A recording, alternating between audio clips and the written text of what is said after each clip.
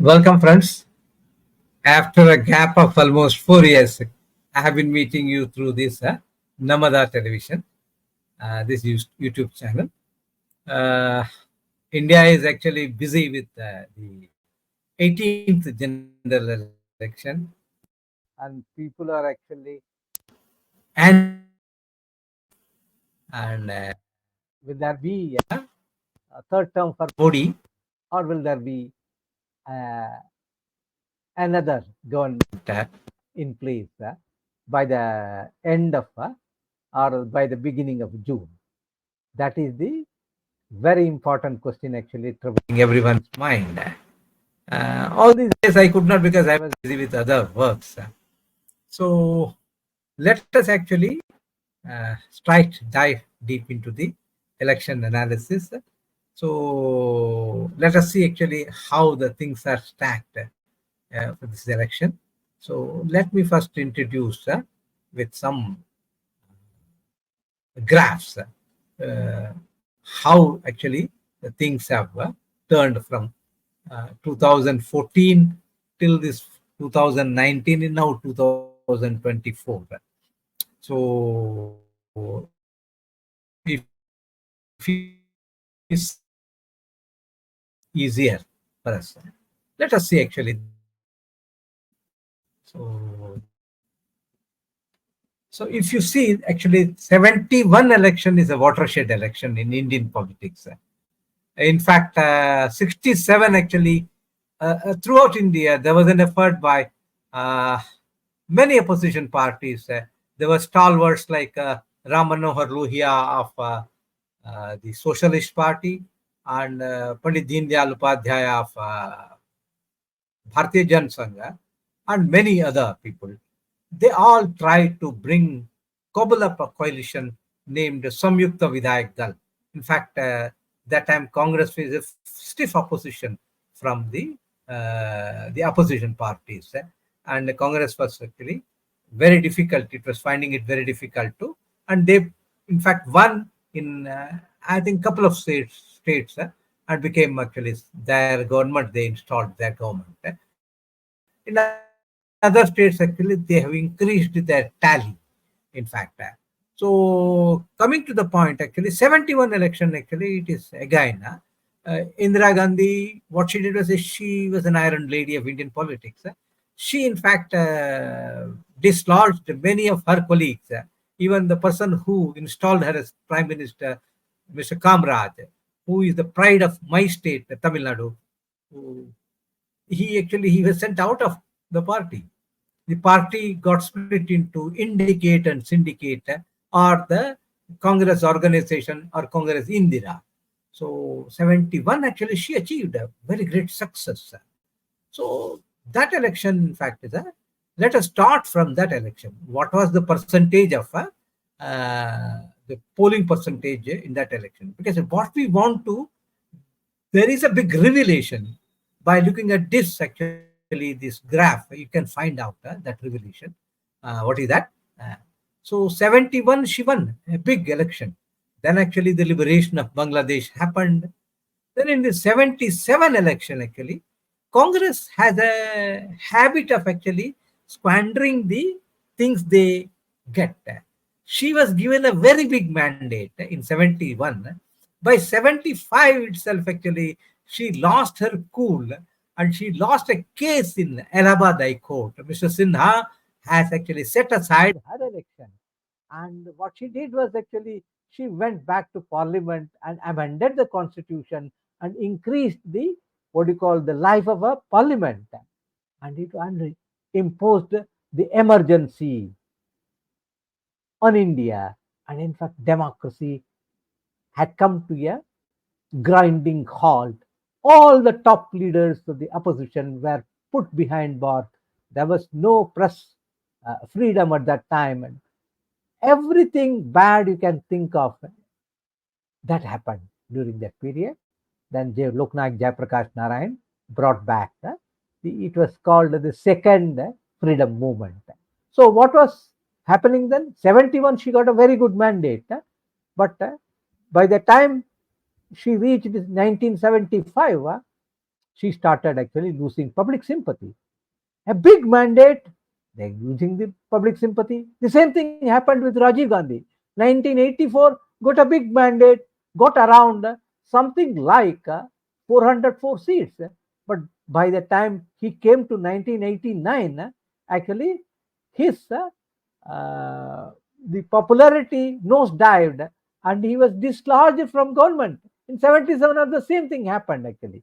So 71 election, what happened was the percentage of votes, women uh, participated and voted little only, but men was 60%, they voted, and women just 49%, almost 11% gap between women voting and but in 77 women came out to vote in big numbers, almost 5% or 6%, 54.91%. So they came out and voted, and they voted out Mrs. Gandhi after the emergency, the first election after the emergency, and the men came out voted 5% more. So whenever they want to change a government or whenever they want to give a chance to a good government in India, people have come out and voted in big number, particularly the women voters come out and vote in a big number. That you can see in this graph. Once you start, then 80 19 election 1980 election, they were disenchanted because these guys, the Janata Party, actually they could not actually pull on together. Everyone was drifting from one side to other side. That's why actually 27 months actually the government got lost, and Charan Singh came, propped up by uh, Congress. In fact, Charan Singh arrested Indira Gandhi as Home Minister of India, and that was a flop show. Later, Charan Singh actually came with the support of Congress party, outside support, and 90. Then actually, after a few months, in fact, a few days, in fact, they withdrew the support. Charan Singh could not even seek his vote of confidence. He did not, what do you call that, convene the parliament to seek his vote of confidence. Before that, he resigned. His government fall. So it fell afterwards. 1980 came. That election, it was a very low key, lukewarm response from the public. Almost they 3% of the men did not come to vote, and almost 3% of the women also did not turn up to vote because they were all disenchanted, disappointed by the flop show done by the, of course, the Janata Party. But Janata Party did a good work because it brought back the democracy to Indian public. Then again in 80 it went on, but Indira Gandhi was unfortunately assassinated by her own bodyguards. That created a huge sympathy wave across India. And Rajiv Gandhi, who was reluctant to enter politics, he has been, because already his younger brother was in politics, but between this period, 80 to 84, actually he died in an air crash. Died in an air crash. He is a pilot, licensed pilot, and Rajiv Gandhi is also a licensed pilot.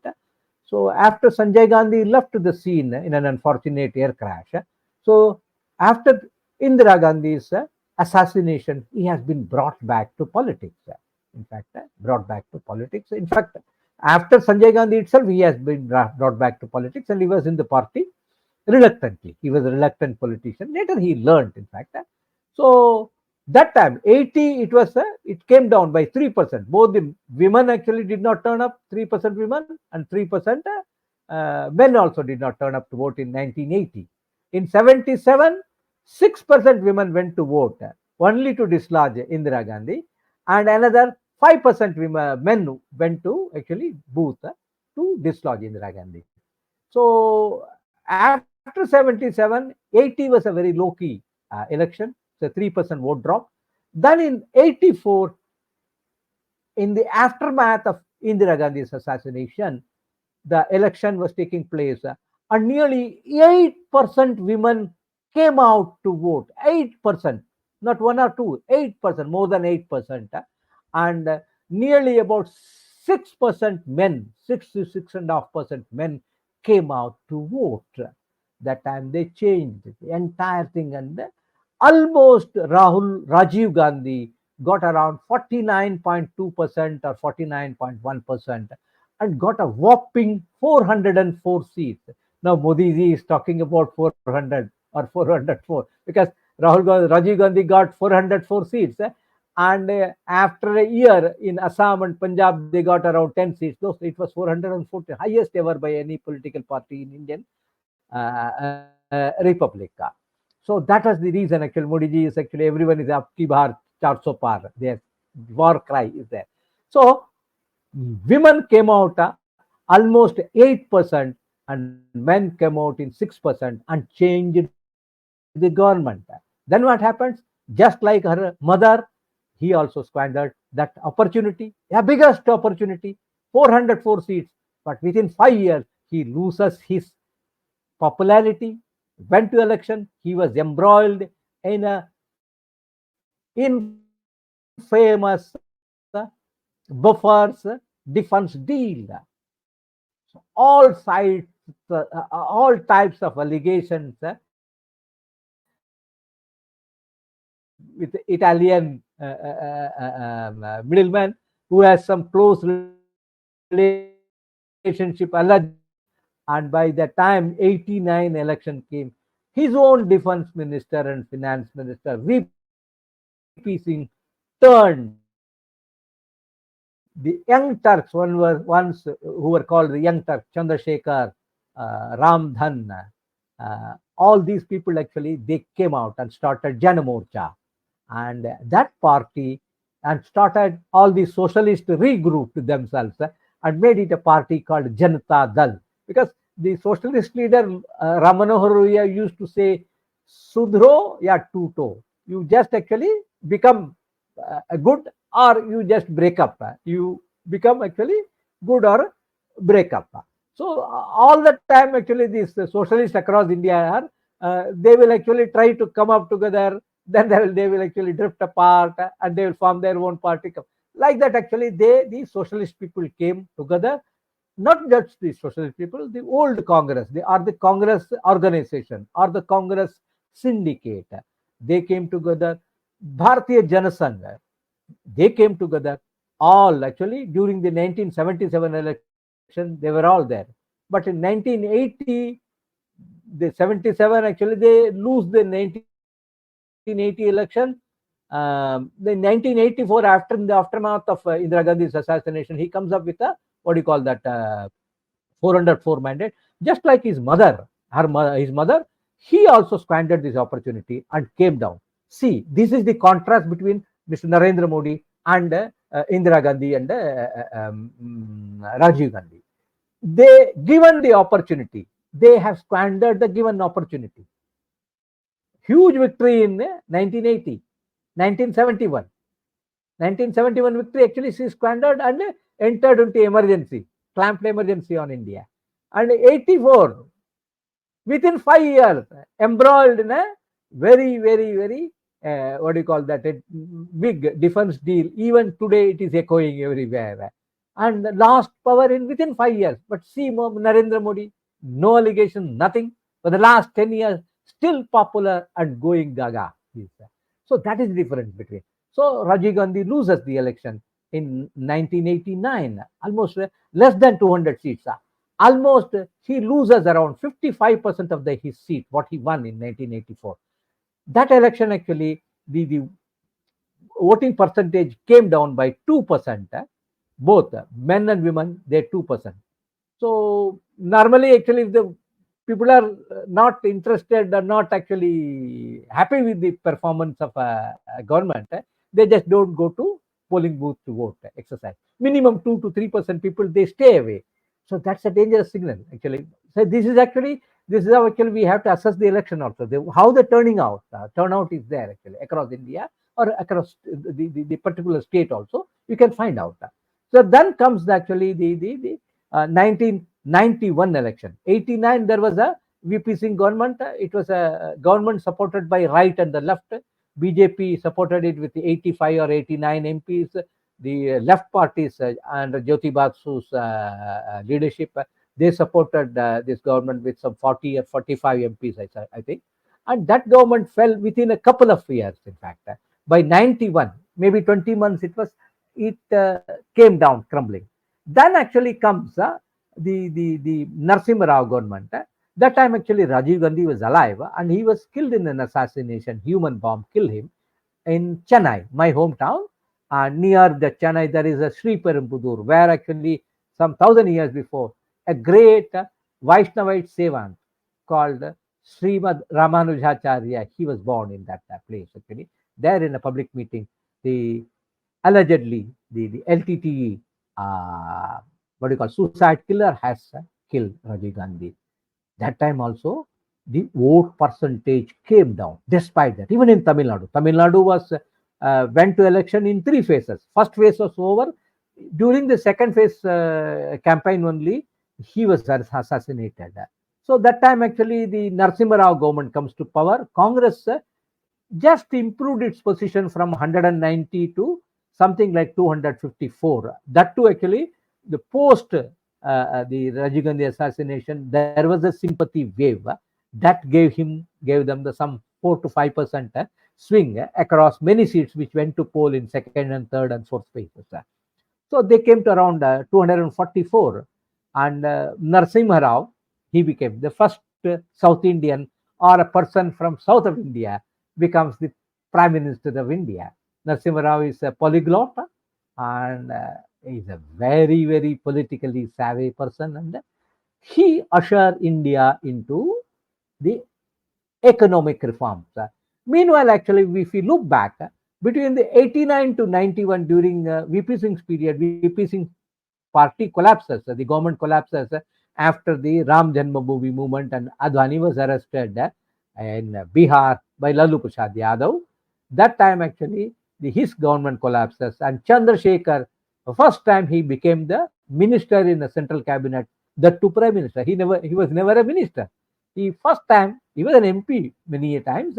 He was also the young Turk, Chandrasekhar, and he became the prime minister of India with 47 or 50 MPs, and the Congress was supporting, just like it was supporting Charan Singh after the 1979 collapse of the Morarji Desai government.